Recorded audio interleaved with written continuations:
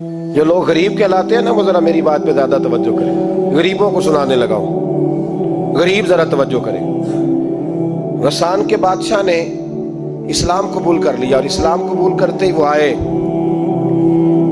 حج کرنے. حج کے بعد فارغ ہوئے تو ایک نفلی طواف کر رہا تھا غسان کا بادشاہ شاہ غسان. حج تو خانہ کعبہ میں بھی وی آئی پی پروٹوکول ملتا ہے. آج تو مسجد نبی میں بھی وی آئی پی پروٹوکول ہوتا ہے. یہاں آ کے بھی یہاں بھی اور دیکھتے صحیح تجھ کھڑا کہاں ہے. طواف کعبہ ہو رہا ہے اور غسان کے بادشاہ نے جبہ پہنا ہوا ہے باریک اور لمبا. وہ طواف کعبہ کر رہا تھا تو ایک غریب آدمی کا پیر اس کے جبے پہ آ گیا. جب پیر آیا تو اس نے پلٹ کے غریب کے منہ پہ تھپڑ مارا.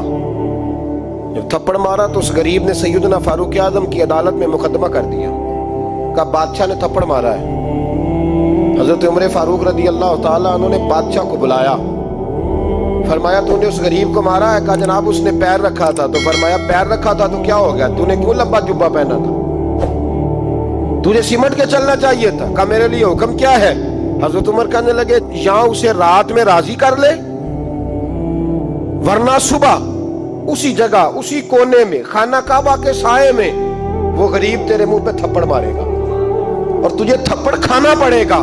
غریبوں سنو سنو. ساری رات وہ غسان کا بادشاہ غریب کی منت کرتا رہا تو راضی ہو جا. جتنے غریب تن ہیں لباسوں سے دور دور اتنی ہی چادریں میں مزاروں سے چھین لوں اور جتنے غریب گھر ہیں اجالوں سے دور دور اتنی ہی روشنی میں ستاروں سے چھین لوں.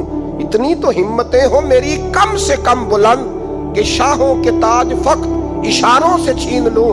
تمہاری زیادتی ہے. تم نے ظلم پروان چڑھایا ہے. جب تم چودھری کے کہنے پر ایم این اے کے کہنے پہ راضی ہو جاتے ہو. جب اسے کہا نا راضی ہو جا تو وہ غریب کہنے لگا میں راضی ہو جاؤں اور کل تو کسی اور کو بھی تھپڑ مارے. فرمایا جتنی تیرے پاس دولت ہے لا کے قدموں میں رکھ. ہم دولتوں کی پرواہ اس لیے نہیں کرتے کہ ہم نے محمد عربی کا چہرہ دیکھا ہوا ہے. اب میری نگاہوں میں جچتا نہیں کوئی اس لیے کہ جیسے میرے محبوب ہیں ویسا نہیں. ساری رات مناتا رہا. حضرت عمر سے کہنے لگا وہ نہیں مانتا. تو جناب عمر کہنے لگا پھر تیاری کر لیں. ہم بادشاہ نہیں دیکھیں گے, دولت نہیں دیکھیں گے, ہم رسول اللہ کا دین دیکھیں گے, ہم نبی پاک کا نظام دیکھیں گے. وہ بادشاہ رات کو دوڑ گیا, بھاگ گیا, جا کے عیسائی ہو گیا.